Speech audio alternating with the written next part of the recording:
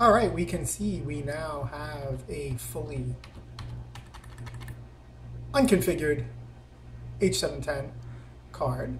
The Western Digital Reds are all in there. We're seeing 1862.5 gigs across the board, so we're fully populated with 2 terabyte drives.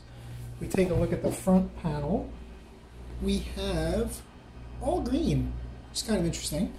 So that's good. I was really expecting it to all be amber, so I'll have to e-crawl on that one. I really thought that it would be complaining. It doesn't seem like it is.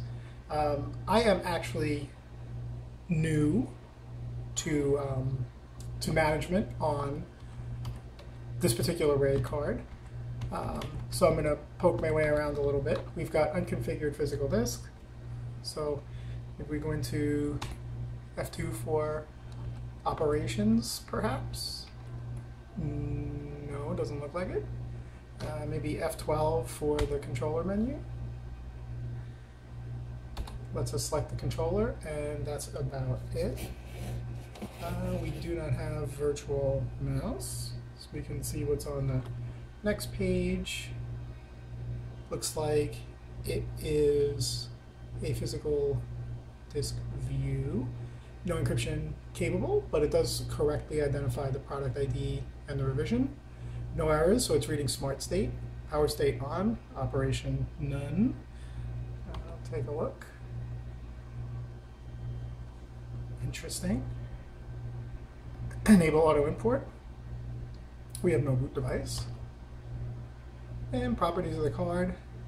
Running at 48C. Actually seems a little hot, but that's okay, I suppose. Ambient temperature in here is probably about 74 Fahrenheit. So maybe not too bad. Keep an eye on that though. Perhaps if we go up to no configuration present and do operations. Here we go. So I would suppose we want to create a cascade virtual disk. It's about all we can do. We don't have a config to clear. We don't really need to manage our security keys. Everything else is grayed out. RAID 0, no, that's not going to cut it. I think RAID 5 is actually fine. I don't really need RAID 6 for a lab. Let's see. Spacebar to select the disks was tab to get down there. Looks like we've got a near 10 terabyte set, which isn't bad. And VD name, we will call it ESX, because this is all going to be given over for localhost storage on a single big ESXi 5.5 host.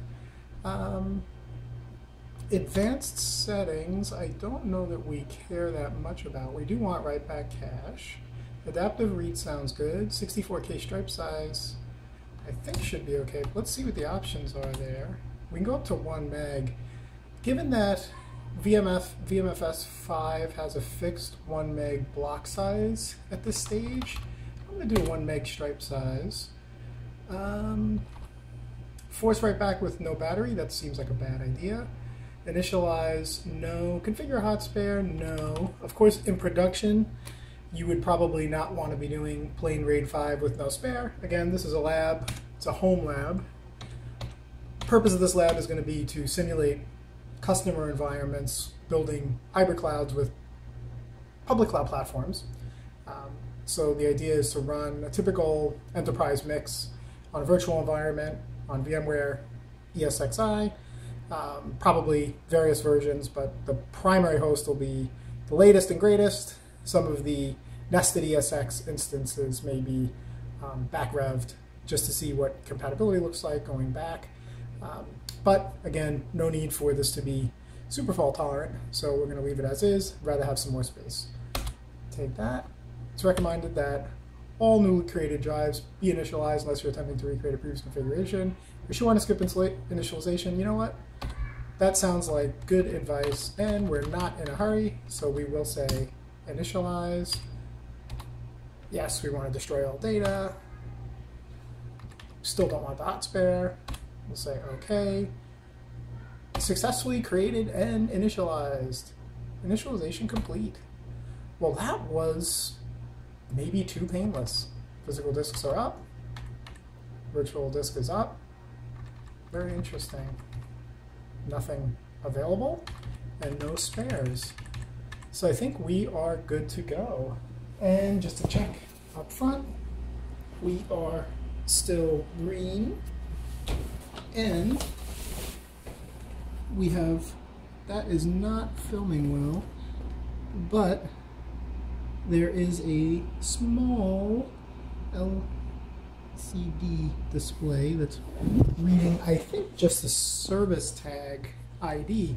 So it looks like we are not getting any kind of complaints from the PERC 710. So we'll see if that holds up. Next step will be to actually do some logical build, lay down the OS and see what happens. So we'll be back with that.